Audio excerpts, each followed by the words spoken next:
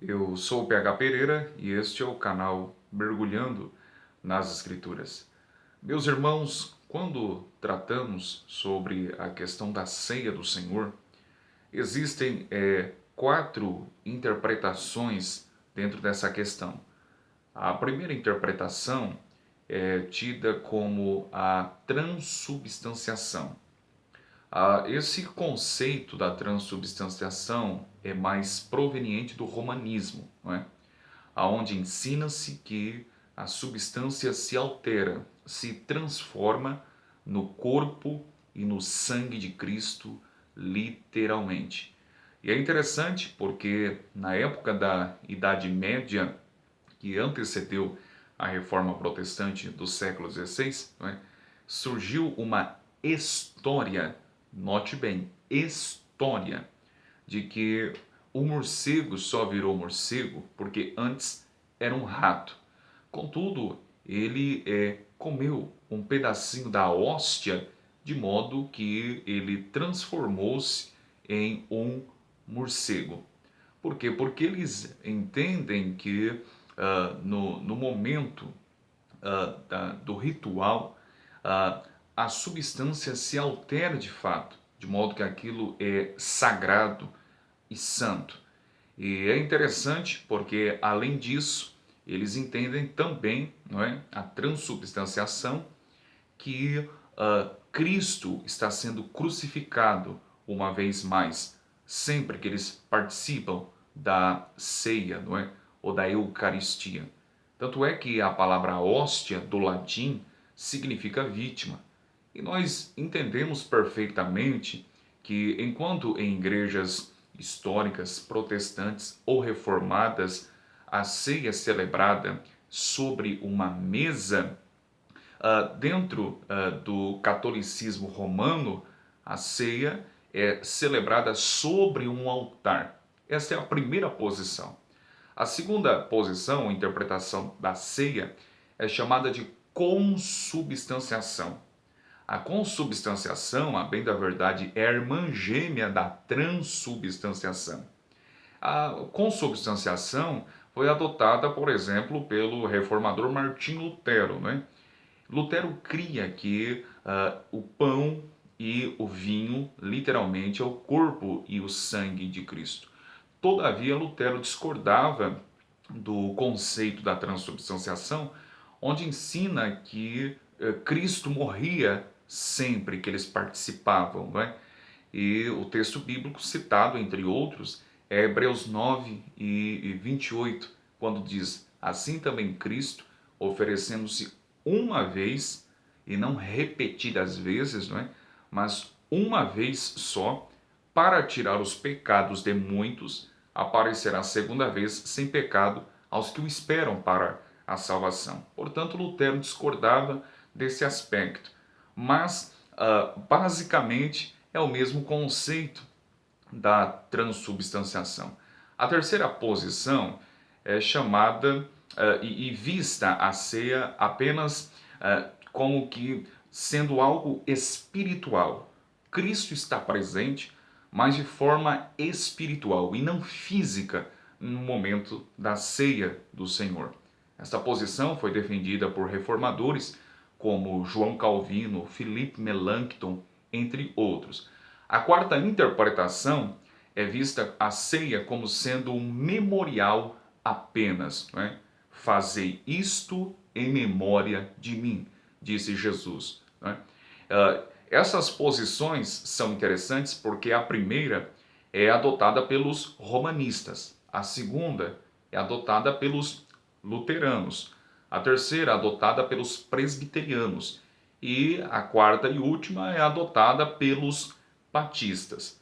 Nós devemos ter em mente, meus irmãos, uma das regras de hermenêutica para saber de fato qual é a posição mais coerente, congruente e próxima da Escritura. Existe uma das regras de hermenêutica, que é a ciência da interpretação bíblica, onde ensina o seguinte, que a Bíblia tem um sentido e este é o literal, ok? Todavia, existe uma outra regrinha que ensina que quando seres inanimados são usados para descrever seres viventes, portanto, a escritura ou o texto bíblico pode sim, né, dependendo ele, né, ter um sentido figurado ou alegórico. E é exatamente o caso da ceia do Senhor. Quando Jesus disse, isto é o meu corpo, não é? Pegando o pão e posteriormente pegando o vinho e afirmando, isto é o meu sangue, note que ele não pegou parte do seu corpo. Ele não pegou seus cabelos, ele não pegou a sua pele, não é? E disse, isto é o meu corpo, comei.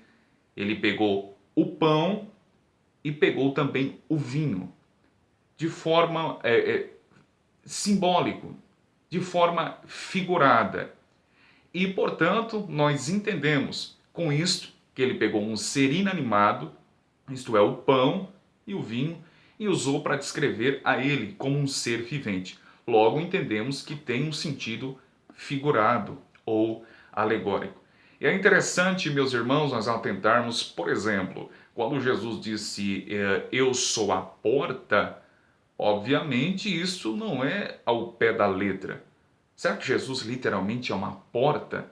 Quando Jesus disse, eu sou a videira verdadeira, será realmente que ele é uma árvore? Será que ele tem folhas nos braços, nas orelhas? Não é? Quando ele disse, o apóstolo Paulo também, não é? Em sua carta aos Coríntios, ele diz que Cristo é a pedra. Porventura, meus irmãos, Cristo literalmente é uma pedra? De forma alguma. É o mesmo caso, aplica-se no momento da ceia. Ele estava falando de maneira simbólica ou alegórica. Veja bem, quando você, meu amigo, está celebrando a Eucaristia e comendo o pão ou a hóstia e bebendo o vinho ou o suco, não é? Você sente o gosto, o sabor de quê? Do corpo e do sangue de Cristo, literalmente, ou sente o sabor do pão e do vinho? Ok? Pense nisto. Agora veja bem, meus irmãos, porque se Jesus de fato estivesse falando literalmente que o pão e o vinho era seu corpo e seu sangue, os apóstolos, no momento da ceia, iriam ficar embaraçosos e acredito que iriam até revoltar-se contra Jesus. Por quê? Porque como judeus, eles tinham a lei mosaica como base. E na lei mosaica, no livro de Levítico, por exemplo, nós temos ali uma lista de regras do que se poderia comer e o que não poderia se comer. E na lista das proibições do que não poderia se comer estava o sangue, não é? Eles não poderiam tomar sangue, comer sangue. Agora note, se Jesus falou literalmente e os apóstolos do século I entendessem que o sangue, ou melhor, o vinho, era literalmente o sangue de Cristo, eles não tomariam ou comeriam aquela ceia. Porque eles iriam contra a lei. Estão entendendo? Portanto, meus irmãos, nós devemos atentar para isso. Há um outro texto interessante, por exemplo, no livro de Atos, capítulo 10, quando Pedro recebe a visão para ir à casa do centurião gentil Cornélio, a fim de propagar o evangelho, e aparece a visão dos animais impuros, não é? Por algumas vezes. E Pedro, por várias vezes, vai dizer o seguinte: eu nunca coloquei nada imundo na minha boca, Senhor. Não me peça para comer, pois eu nunca coloquei nada imundo na minha boca. Note, porque se os discípulos, no momento da ceia, entendessem literalmente que tratava-se do corpo e do sangue de Cristo, literalmente, se eles de fato entendessem que o vinho era literalmente o sangue, o apóstolo Pedro não poderia declarar do capítulo 10 do livro de Atos: nunca coloquei nada imundo na minha boca, pois, se de fato ele entendesse literalmente as palavras de Jesus, cairia a ficha naquele momento e ele lembraria que na noite da ceia ele colocou sim, ele colocou sangue na sua boca. Né? Deu para entender as comparações que lhes apresentei? Meus irmãos, portanto, eu penso que nós devemos atentar para isso. E creio, em última instância, não é, que Cristo está presente no momento da ceia, mas de forma espiritual.